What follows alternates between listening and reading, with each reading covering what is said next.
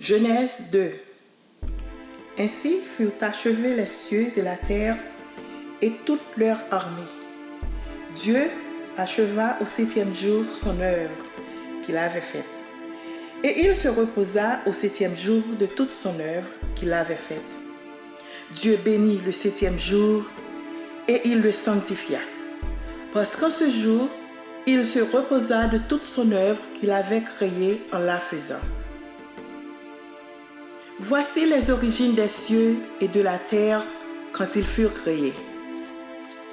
Lorsque l'Éternel Dieu fit la terre et les cieux, aucun arbuste des champs n'était encore sur la terre, et aucune herbe des champs ne germait encore. Car l'Éternel Dieu n'avait pas fait pleuvoir sur la terre, et il n'y avait point d'homme pour cultiver le sol. Mais une vapeur s'éleva de la terre et arrosa toute la surface du sol. L'Éternel Dieu forma l'homme de la poussière de la terre. Il souffla dans ses narines un souffle de vie, et l'homme devint une âme vivante.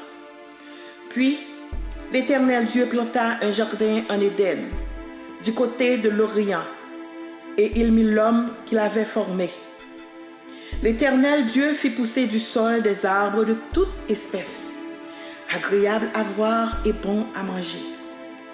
Et l'arbre de la vie au milieu du jardin, et l'arbre de la connaissance du bien et du mal. Un fleuve sortait d'Éden pour arroser le jardin, et de là, il se divisait en 4 bras. Le nom du premier est Pishon. C'est celui qui entoure tout le pays de Havila, où se trouve l'or. L'or de ce pays est pur. On y trouve aussi le bdellium et la pierre d'onyx. Le nom du second fleuve est Gihon. C'est celui qui entoure tout le pays de Kosh. Le nom du troisième est Hiddekel. C'est celui qui coule à l'orient de la Syrie. Le 4e fleuve, c'est l'Euphrate. L'Éternel Dieu prit l'homme et le plaça dans le jardin d'Éden pour le cultiver et pour le garder. L'Éternel Dieu donna cet ordre à l'homme: tu pourras manger tous les arbres du jardin, mais tu ne mangeras pas de l'arbre de la connaissance du bien et du mal.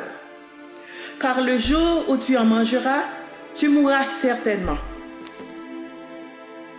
L'Éternel Dieu dit: il n'est pas bon que l'homme soit seul. Je lui ferai une aide semblable à lui. L'Éternel Dieu forma de la terre tous les animaux des champs et tous les oiseaux du ciel. Et il les fit venir vers l'homme pour voir comment il les appellerait, et afin de tout être vivant porte le nom que lui donnerait l'homme. Et l'homme donna des noms à tout le bétail, aux oiseaux du ciel et à tous les animaux des champs. Mais pour l'homme, il ne trouva point d'aide semblable à lui. Alors, l'Éternel Dieu fit tomber un profond sommeil sur l'homme, qui s'endormit. Il prit une de ses côtes et referma la chair à sa place. L'Éternel Dieu forma une femme de la côte qu'il avait prise de l'homme, et il l'amena vers l'homme. Et l'homme dit: voici, cette fois, celle qui est os de mes os et chair de ma chair. On l'appelle femme, parce qu'elle a été prise de l'homme. C'est pourquoi l'homme quittera son père et sa mère et s'attachera à sa femme, et ils deviendront une seule chair.